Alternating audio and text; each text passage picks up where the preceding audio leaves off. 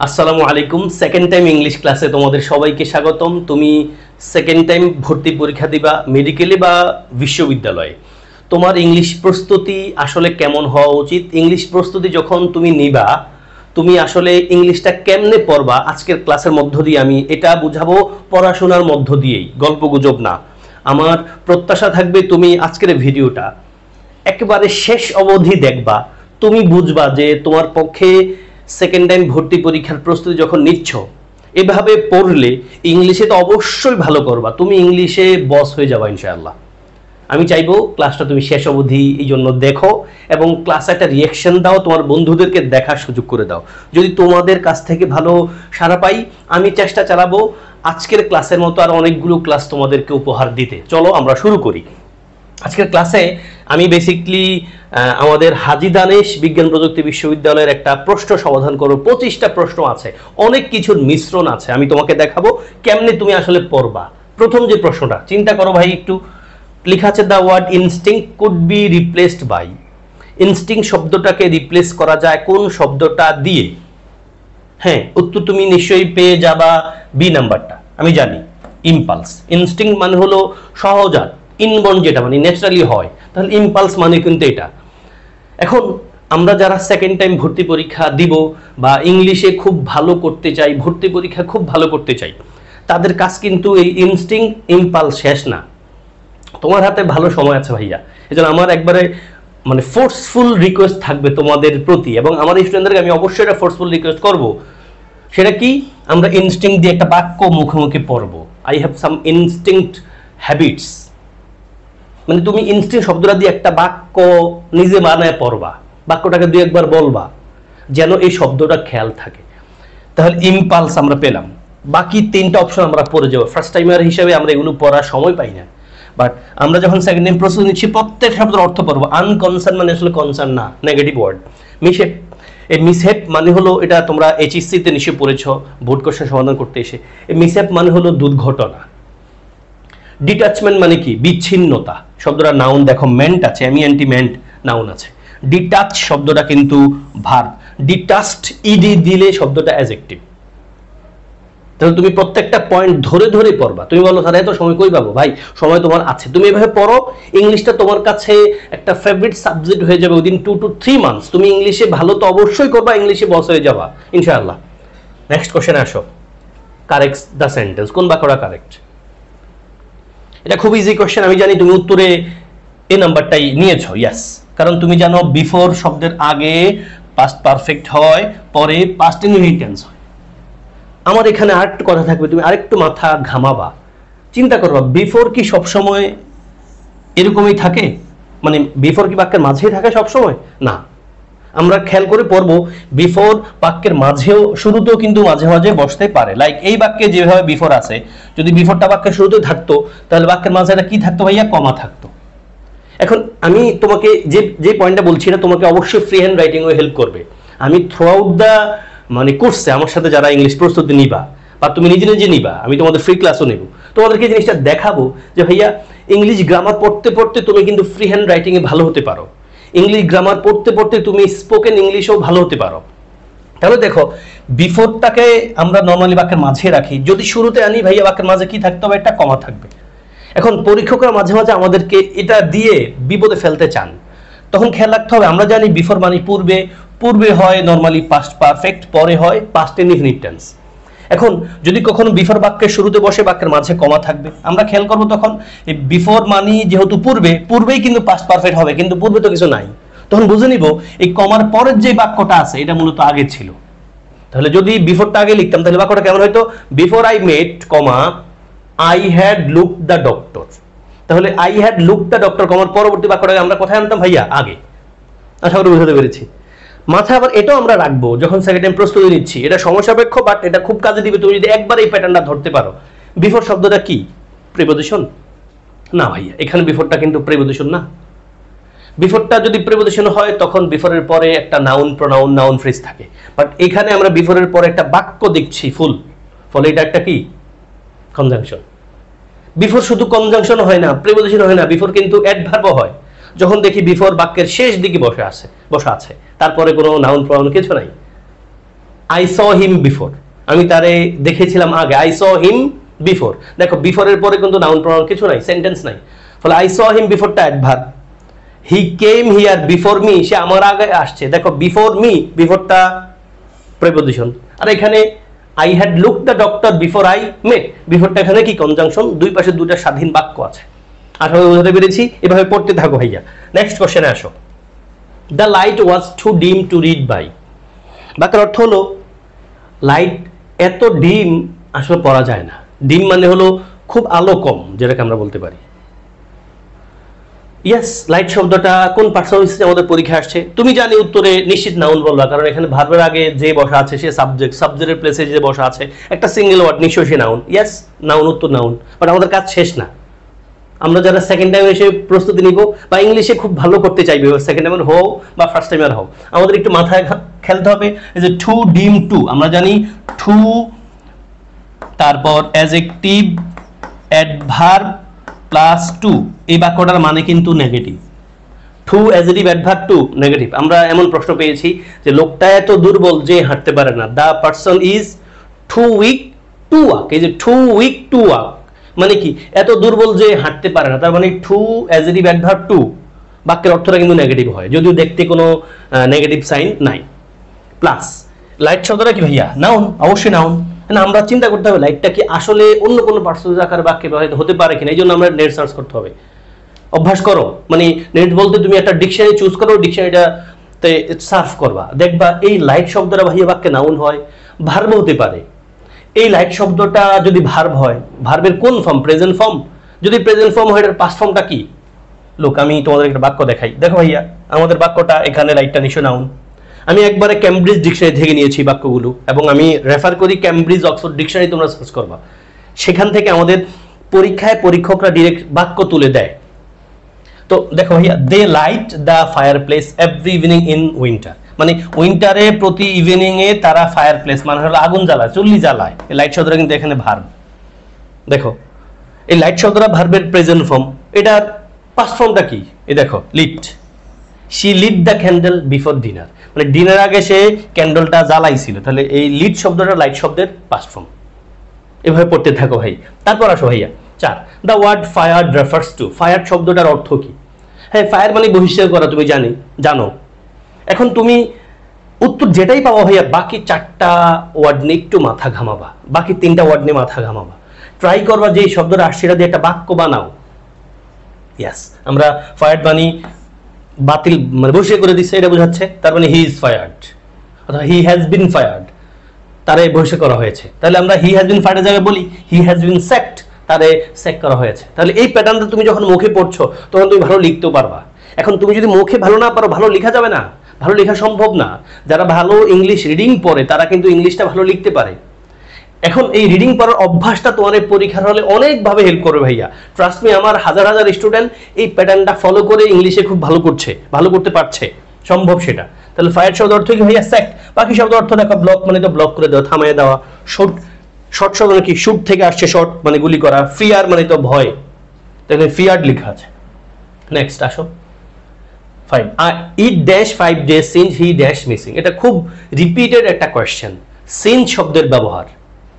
এখন পরীক্ষায় প্রশ্ন নিশ্চয়ই সিন্সের 2টা রুল আছে, একটা রুল থেকে আসছে, তুমি বাকি রুলটা, অন্য যে রুলটা বাকি আছে এখানে নাই, ওটা একটু ভালো করে পড়ে ফেলবা। ইয়েস, এই বাক্যের উত্তরে আমি জানি তুমি বলবা স্যার সিন্সের প্যাটার্ন হলো সিন্সের আগে যদি প্রেজেন্ট পারফেক্ট হয়, পরে পাস্ট ইনফিনিট টেন্স হয়। তাহলে সিন্সের আগে প্রেজেন্ট পারফেক্ট, পরে পাস্ট ইনফিনিট। যে it has been 5 days since he went missing, মানে সে হারিয়ে গেছে 5 দিন হয়ে গেছে। তাহলে আমরা একটু খেয়াল করবো, সিন্সের আগে প্রেজেন্ট পারফেক্ট হলে পরে পাস্ট ইনফিনিট টেন্স হয়। আবার খেয়াল করবো আরেকটা জিনিস, যে সিন্সের আগে যদি পাস্ট ইনডিফিনিট হয়, পরে আমরা পাস্ট পারফেক্ট লিখবো। কি লিখবো? পাস্ট পারফেক্ট লিখবো। তাহলে সিন্সের 2টা স্ট্রাকচার, সিন্সের আগে প্রেজেন্ট ইনডিফিনিট, প্রেজেন্ট পারফেক্ট, পরে পাস্ট ইনডিফিনিট। সিন্সের আগে পাস্ট ইনডিফিনিট, পরে পাস্ট পারফেক্ট। নেক্সট আসো, 1 swallow does not make a dash, এক মাঘে শীত যায় না, তার মানে প্রবাদ প্রয়োজন তোমার পড়তে হবে। তুমি প্রবাদ প্রয়োজন পড়বা, প্রিভিয়াস কোশ্চেনগুলো ভালো করে পড়লে দেখবা কমন পড়ে যায়। এটা previous question. 1 swallow does not make a summer, মানে এক মাঘে শীত যায় না। এখন প্রবাদ প্রবচনের এখানে কারো কিছু বোঝানোর কিছু নাই, তুমি যদি বাক্যটা না পড়া থাকে তুমি আনসার করতে পারো না গ্রামাটিক্যাল পয়েন্ট অফ ভিউতে বা ভোকাবুলারি পয়েন্ট অফ ভিউতে। Next, adjective of climate. Climate শব্দের অ্যাডজেক্টিভ কি? ক্লাইমেট শব্দের অ্যাডজেক্টিভ, ক্লাইমেট শব্দের নাউন, ক্লাইমেট শব্দটার অ্যাডজেক্টিভ হলো ক্লাইমেটিক। ক্লাইমেটিক, বাকি শব্দগুলো দেখো ক্লাইমেটিক নামে শব্দ নাই, ক্লাইমেট তো ক্লাইমেট লেখা আছে, ক্লাইমেটেড নামে কোনো শব্দ আমরা পাই না, ফলে ক্লাইমেট শব্দের অ্যাডজেক্টিভ কি ভাইয়া? Climatic. Next, which one is the noun form of beneficial? এই প্রশ্নটা মেডিকেল ভর্তি পরীক্ষা এসেছিল গত 1 বছর 2 বছর আগে। বেনিফিশিয়াল শব্দটার নাউন কি? বেনিফিশিয়ালনেস, বেনিফিট, বেনিফিশিয়ান্ট নাকি বেনিফিশিয়ারি? আমরা 4টা অপশন একটু ঘাটাঘাটি করার ট্রাই করব। ইয়াস, উত্তর হবে ভাইয়া বেনিফিট। বেনিফিশিয়াল শব্দটা অ্যাডজেক্টিভ, এটা নাউন হলো বেনিফিট। বেনিফিট এবং বেনিফিট শব্দটা ভার্বও হতে পারে, বাট এখানে আমাদের মানে নাউন খুঁজছে যেহেতু এছাড়া কোনো নাউন অপশন নাই। খেয়াল করতে হবে বেনিফিশিয়াল মানে হলো উপকার, মানে বেনিফিশিয়াল, বেনিফিশিয়াল মানে উপকার ভোগী শব্দটা অ্যাডজেক্টিভ, এটা নাউন কি? বেনিফিট। এখন বেনিফিশিয়ালনেস, নেস দেখে নাউন দেওয়া যাবে না। আবার বেনিফিশিয়েন্ট এটা নিশ্চয়ই অ্যাডজেক্টিভ, বেনিফিশিয়ারি এটাও একটা অ্যাডজেক্টিভ। আমরা মনে হয় বুঝতেই পারছি সহজে। তাহলে বেনিফিট শব্দটা কেন নাউন ধরবো এখানে, এবং বেনিফিট শব্দের অ্যাডজেক্টিভ ভার্বও কিন্তু হতে পারে, সেদিকে আমরা অ্যাটেনশন দিব। নেক্সটে যাও, সিনোনিম অফ জিওপার্ডি। জিওপার্ডি শব্দটার সিনোনিম কি? উত্তর যেটাই পাবা বাকি অপশনগুলো দেখে যাওয়া, একটা বাক্য বানায় যাওয়া। জিওপার্ডি মানে বিপদে আছে নাকি? আই মিন জিওপার্ডি, আমি বিপদে আছি, তার মানে জিওপার্ডি শব্দটা যেহেতু নাউন, ডেঞ্জার শব্দটা নাউন। দেখো ভাইয়া, ম্যাজিক তো magic, adventure, I love adventure. একটা ছোট্ট সহজ হলে বাক্য একটা বানাও, সময় লাগবে একটু, বাট এটা তোমাদের শব্দটা খেয়াল রাখতে অনেক করে হেল্প করবে। আদার দেন দ্যাট তুমি হয়তো শব্দ মুখস্থ করবা আর 1 সপ্তাহ পরে দেখবা ভুলে গেছো, আবার মাথায় চাপ আসবে। এনমিটি মানে শত্রুতা। নেক্সট, এনিমোজিটি যেটাকে আমরা বলতে পারি। Many a man dash tried to complete the work. Subject এগ্রিমেন্টের ব্যাপারে তোমার একবারে বস হয়ে যেতে হবে। আমি সাবজেক্ট এগ্রিমেন্টের একবারে দুটা ক্লাস নিব, 1 ঘন্টা প্লাস আমার পেইড ব্যাচে। এবং সাবজেক্ট এগ্রিমেন্ট সবাই খুব ভালো পারো, পারতেই হবে তোমাকে, কারণ এখান থেকে রেগুলার প্রশ্ন আসে। আমরা জানি উত্তরে তুমি নিয়ে ফেলেছ মেনি এ আছে, আমরা মেনি শব্দটা আর মেনি এ দুটা শব্দ কাছাকাছি, বাট একটু পার্থক্য। মেনি এ, মেনি শব্দের পরে নাউনটা ভার্বটা প্লুরাল হয়, আর মেনি এর পরে নাউনটা সিঙ্গুলার, ভার্বটা সিঙ্গুলার হয়।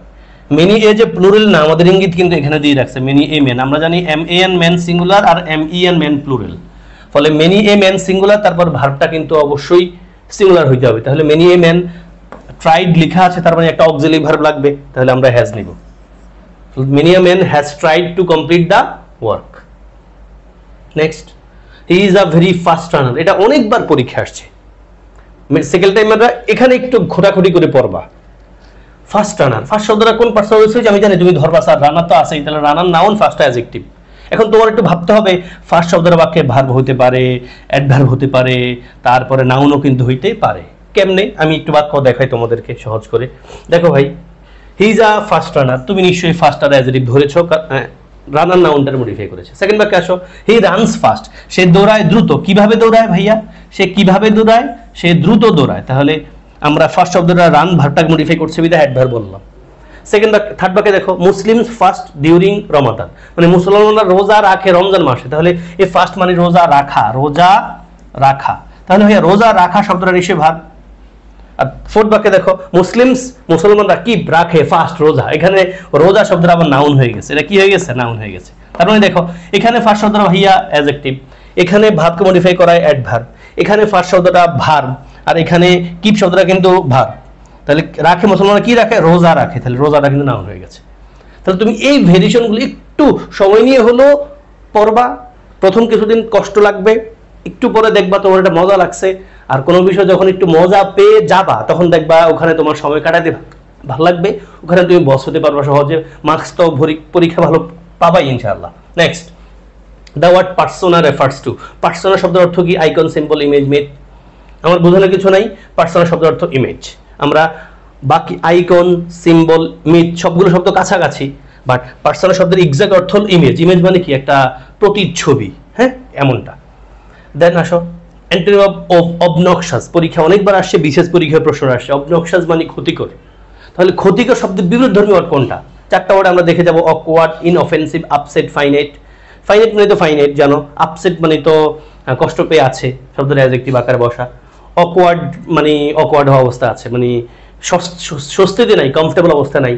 আর ইনঅফেন্সিভ মানে হলো ক্ষতিকর না, অফেন্সিভ মানে ক্ষতিকর, ইনঅফেন্সিভ মানে ক্ষতিকর না, তার মানে অবনক্সাস শব্দের অর্থ ক্ষতিকর, আর ক্ষতিকর না ইনঅফেন্সিভ। তার মানে তুমি বুঝতে পারছো ভাইয়া ইন শব্দটা একটা প্রেফিক্স যেটা কিনা নেগেটিভ অর্থ দেয়, মানে নেগেটিভ প্রেফিক্স। ওকে, নেক্সট আসো।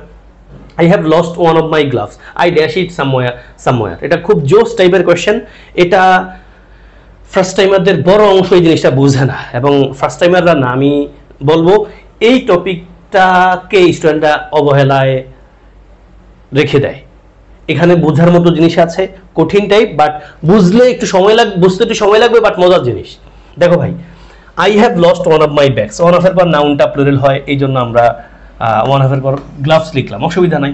আমি হারাইছি আমার একটা গ্লাভস, অনেকগুলো গ্লাভসের একটা গ্লাভস। ইট ড্যাশ সামওয়্যার, তার মানে আমি এটা কোথাও ফেলে দিয়ে আসছি, এটা বোঝাচ্ছে। এবং অবশ্যই ফেলছি, অবশ্যই ফেলছি। এখন মাস্ট হ্যাভ ড্রপ লিখবো, নাকি মাস্ট বি ড্রপিং লিখবো, নাকি মাস্ট ড্রপ লিখবো, নাকি মাস্ট হ্যাভ বিন ড্রপিং লিখবো? আমি ফেলছি যেহেতু প্যাসিভ মুড লাগবে না, জানি এবিসির মধ্যে কোনটা তুমি চুজ করবা। এখন কোনটা নিব আমি, এখানে একটু মাথা ঘামাইতে হবে। এটা আমরা বলি লজিক্যাল কনক্লুশন। লজিক্যাল কনক্লুশন ভাইয়া, লজিক্যাল কনক্লুশন মানে হলো বাক্যে দুটা পার্ট থাকবে, কমা দিয়ে হোক অথবা ফুল স্টপ দিয়ে হোক। তো যেই পার্টটা লেখা থাকবে এই পার্টটা আমরা আগে একটু পড়বো, পরে গেস করবো বাকি পার্টে আসলে আমরা কোন ওয়ার্ডগুলো বসাবো। তাহলে আমি হারাই ফেলছি আমার গ্লাভস, তার মানে আমার গ্লাভ হারানোর কাজ শেষ। তার মানে কি আমি অবশ্যই মানে এটা মানে আমার গ্লাভটা কোথাও ফেলে দিয়ে আসছি, হারানোর কাজটাও শেষ। আর আমি অবশ্যই যেহেতু লেখা আছে সবগুলো অপশন, আমি অবশ্যই কোথাও ড্রপ করে ফেলছি, তো ড্রপ করার কাজটা কিন্তু শেষ। এটা আমরা মাস্ট প্লাস পারফেক্টিভ বলি। তাহলে পারফেক্টিভের স্ট্রাকচারটা কি ভাইয়া? মাস্ট হ্যাভ বি3। বুঝতে কষ্ট হয়েছে তাই না? বলো বুঝি না, আসো আমি বোঝাচ্ছি তোমারে কাম ভাইয়া। আমি এখানে তোমার বোঝাবো কয়েকটা বাক্য লিখে, এবার তুমি নিশ্চিত বুঝবা ইনশাআল্লাহ। প্রথম বাক্যে দেখ, অ্যাটেনশন দিও আমাকে, অ্যাটেনশন দিও ভাইয়া। আমি শুধু এই টপিকটাই পড়াইতে পারি 30-40 মিনিট, বাট আমি তোমার একবারে কোর কথা বলে যাই। দেখো তুমি কেমনে পড়া বুঝাই। He always becomes first in the class. চিন্তা করো ভাইয়া, সে সবসময় ক্লাসে প্রথম হয়, তার মানে কি? তার মানে সে অবশ্যই সবসময় ভালো পড়ে, এমনটা বোঝায়, মানে এটা একটা নর্মাল বিষয়। সে যেহেতু সবসময় ক্লাসে প্রথম হয়, হি মাস্ট স্টাডি হার্ড। সে অবশ্যই সবসময় কঠোর পরিশ্রম করে, ভালোভাবে পড়াশোনা করে। এই জন্য আমরা লিখলাম নর্মাল কথাটা মাস্ট প্লাস ভার্বের বেস ফর্ম। যেহেতু এটা নর্মাল কাজ, মানে সবসময় সে প্রথম হয়, তার মানে সবসময় সে ভালো পড়াশোনা করে, মাস্ট প্লাস ভার্বের বেস ফর্ম। সেকেন্ড বাক্যে আসো, he is doing well in the class nowadays. সে আজকাল ক্লাসে ভালো করছে। চিন্তা করো ভাইয়া, লজিক্যাল পয়েন্ট অফ ভিউ, সে আজকাল ভালো করছে, তার মানে কি সে সবসময় কঠোর পরিশ্রম করে না। আজকাল সে ভালো করছে, তার মানে সে আজকাল মানে সাম্প্রতিক সময়ে সে পড়াশোনা করছে, মানে অবশ্যই সে এখন পড়াশোনা করছে। তাহলে he must be studying hard. দেখো, he must be studying hard. Must be কেন বলছি? এখন অবশ্যই সে কঠোর পরিশ্রম করছে বিধায় আজকাল সে ভালো করছে। থার্ড বাক্যে আসো, he got chance at DMC. Say DMC তে চান্স পায় গেছে। এখন ভাই কেউ ডিএমসি তে চান্স পায় গেছে, তার মানে কি চান্স পাওয়ার কাজটা অবশ্যই তার শেষ। এখন চান্স আগে পাইছে, মানে চান্স আগে পাইছে নাকি আগে কঠোর পরিশ্রম করছে? নিশ্চয় আগে কঠোর পরিশ্রম করছে। তাহলে সে চান্স পাইছে, এটা কাজ শেষ। চান্স পাইছে কেমনে? অবশ্যই সে বেশি পড়াশোনা করছে। পড়াশোনা করার কাজটা কি পড়াশোনা করে নর্মালি? না, অনেকে অনেক কঠোর পরিশ্রম করেও চান্স পায় না। তো এখানে যেটা, যেহেতু সে চান্স পেয়ে গেছে, তার মানে অবশ্যই সে কঠোর পরিশ্রম করেছে। তার মানে চান্স পাওয়ার কাজটা শেষ, কঠোর পরিশ্রম করার কাজটাও কিন্তু শেষ। তার মানে সেটা মাস্ট প্লাস পারফেক্টিভ, মানে মাস্ট হ্যাভ বি3। ক্লোজ করি ভাইয়া, মানে সে সবসময় ক্লাসে প্রথম হয়, তার মানে সে সবসময় পড়াশোনা করে। এটাকে আমরা কি বলবো? নর্মাল কাজ, মাস্ট প্লাস ভার্বের বেস ফর্ম। আজকাল সে ক্লাসে ভালো করছে, তার মানে কি আজকাল মানে এখন বর্তমান টাইমে সে ভালো পড়াশোনা করছে, কাজটা চলমান, অবশ্যই সে করছে। এর জন্য মাস্ট বি ভার্বের সাথে আইএনজি। আর সে মেডিকেলের চান্স, সে ডিএমসির চান্স পেয়ে গেছে, তার মানে সে অবশ্যই পড়াশোনা করেছিল, কাজটা শেষ, পড়াশোনার কাজটা শেষ অবশ্যই। ফলে মাস্ট প্লাস হ্যাভ বি3, মানে মাস্ট প্লাস পারফেক্টিভ, মাস্টের পর হ্যাভ তারপর বি3। আশা করি বুঝতে পেরেছি। এবার ভাইয়ের সাথে আমাদের প্রশ্নে আসো, কি বলছে? I have lost one of my bags. আমার একটা গ্লাভস আমি হারাই ফেলছি, তার মানে আমার হারানোর কাজটা কিন্তু শেষ। তার মানে অবশ্যই আমি কোথাও না কোথায় ফেলে আসছি, পারফেক্টিভ লাগবে। তাহলে মাস্ট হ্যাভ ড্রপড। আশা করি বুঝতে পারছি তোমাদেরকে ভাইয়া। নেক্সট আসো, তুমি এইভাবে চুল ছেঁড়া বিশ্লেষণ করে পড়বা। আমি এভাবেই প্রত্যেকটা প্রশ্ন, প্রত্যেকটা টপিকের একবারে বেসিক থেকে অ্যাডভান্স লেভেল পর্যন্ত আমার পেজ বেছে পড়াবো, হ্যাঁ ইনশাআল্লাহ। চুজ দ্য কারেক্ট স্পেলিং, কোন বানানটা কারেক্ট? বিশেষ পরীক্ষার প্রশ্ন ভাইয়া, misspell, MISSPELL, MISSPELL, misspell. Next, he is a good boy, সে একদম ভালো ছেলে, এটারে পেসিভ করতে বলছে। একটা অপশন রাখছে changing is not possible here, মানে চেঞ্জ করা নাও যেতে পারে। ইয়েস, এই বাক্যে চেঞ্জ করা যাবে না, কারণটা হলো ভাইয়া ইজ শব্দটা লিঙ্কিং ভার্ব তোমরা জানো, এবং এই গুড বয় এই পার্টটাকে আমরা কোনোভাবে অবজেক্ট বলতে পারবো না, এটাকে আমরা কমপ্লিমেন্ট বলি। আমরা জানি লিঙ্কিং ভার্ব যেগুলো তাদের পরে যেই শব্দটা লেখা থাকে বা ফ্রেজটা লেখা থাকে আমরা কমপ্লিমেন্ট বলি। আর চেঞ্জ করতে হলে মানে অ্যাক্টিভ থেকে প্যাসিভে নিতে হলে আমাদের একটা অবজেক্ট থাকতে হয়। অবজেক্টটারে আমরা সাবজেক্ট বানাই, সাবজেক্টটা অবজেক্ট বানাই। এখন কমপ্লিমেন্টটা আমরা সাবজেক্ট বানাতে পারবো না, ওকে। ফলে ভাইয়া উত্তর হবে changing is not possible here. তাহলে যেহেতু ইজটা linking verb, there is no object to turn into a subject. Object নাই যেটা আমরা সাবজেক্ট বানাতে পারবো, ফলে ভয়েস চেঞ্জও করা যাবে না। Next, the principal and secretary, again ওই সাবজেক্ট ভার এগ্রিমেন্টের একবার ডিটেইল পড়তে হবে। সাবজেক্ট ভার এগ্রিমেন্ট টপিকটা আমি লম্বা সময় নিয়ে পড়াই, 2 দিন ধরে পড়াই। কারণটা কি?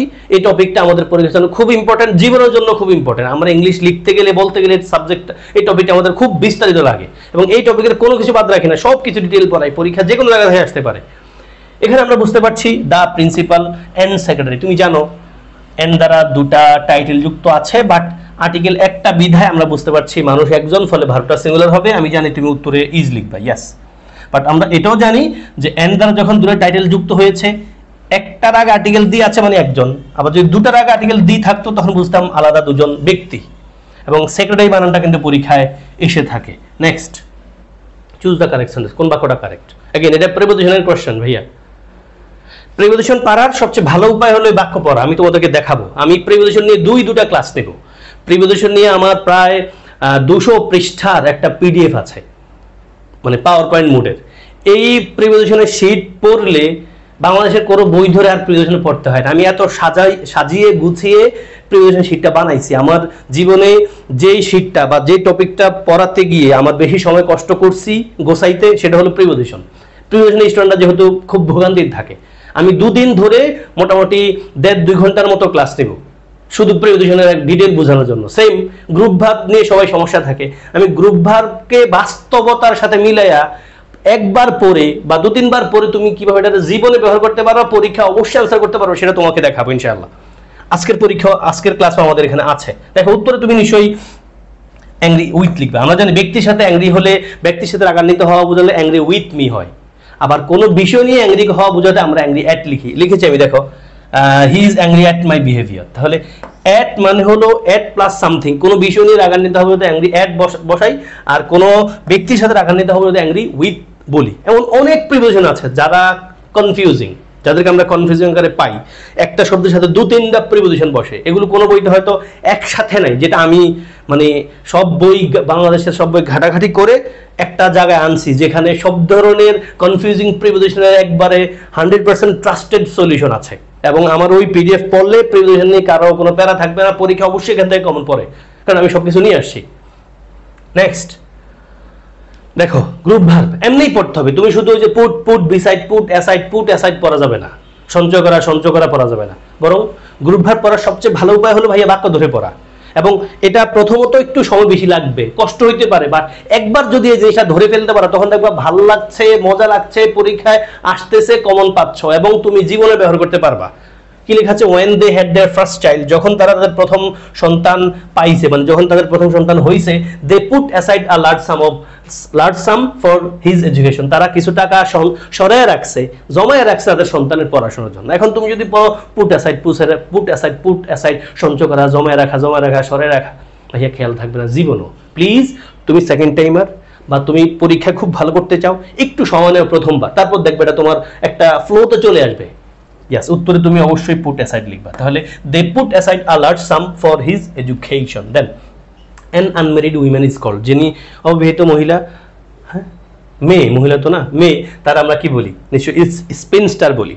আর যিনি অবিবাহিত পুরুষ তো না, ছেলে, তারা আমরা বলি ব্যাচেলর। মানে আমি পুরুষ বলতে বুঝাই, আমি নিজে ফিল করি আর কি। পুরুষ মানে হলো যে বিয়ে করে নিছে, খুব প্রাপ্তবয়স্ক হয়ে গেছে।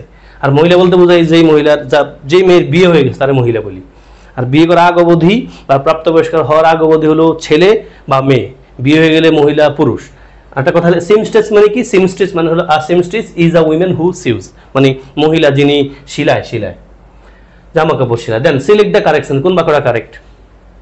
খুব জোস কোয়েশ্চেন। এই টাইপের প্রশ্ন চট্টগ্রামে দেখেছি, মেডিকেলে ভর্তি পরীক্ষা দেখেছি, এবং অবশ্যই ঢাকা বিশ্ববিদ্যালয়ের বি ইউনিটে আসছে।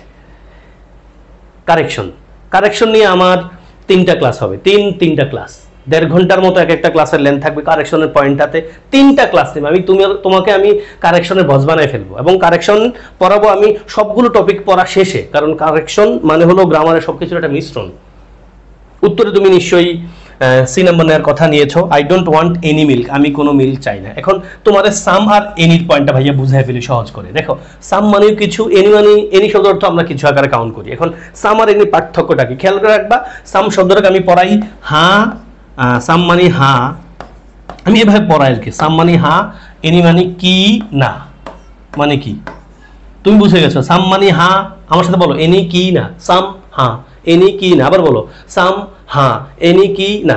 মানে হলো ভাইয়া সাম শব্দটা তুমি হ্যাঁ বোধক বাক্যে ব্যবহার করো। যেমন I have some money, I have some students, I have some books.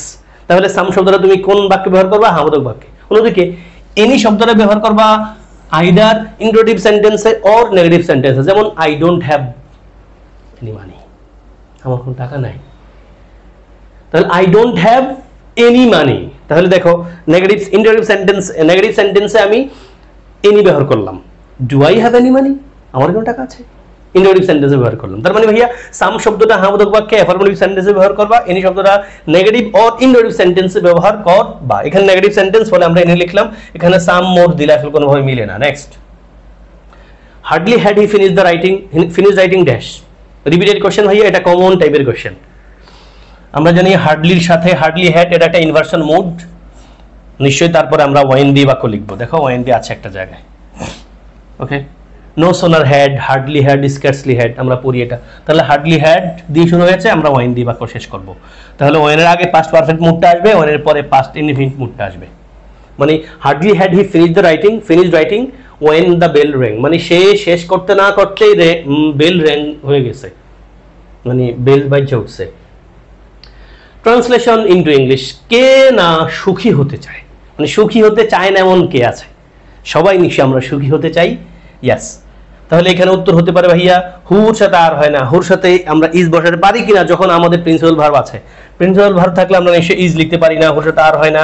হু থাকলে হু দ্বারা কিন্তু কে একজনে বুঝাচ্ছে, ফলে হুর সাথে ডু হয় না, ফলে আমরা উত্তর নিশ্চয় who does not wish to be happy, কে সুখী হতে চায় না। Translation. And then 24th preposition, এবং প্রিপোজিশন নিয়ে আমরা প্যারায় থাকি না।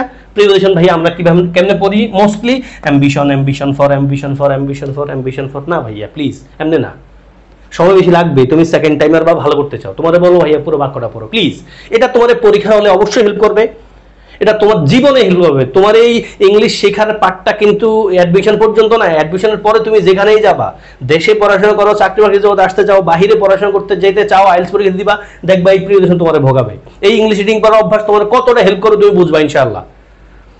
He has great ambition for ফেম, আমি জানি উত্তরে তুমি ফেমই লিখবা, বাট বাক্যটা পড়ো he has great ambition for ফেম, মানে তার আছে ফেমের প্রতি খুব উচ্চাকাঙ্ক্ষা টান, মানে সে ফেমাস হতে চায়।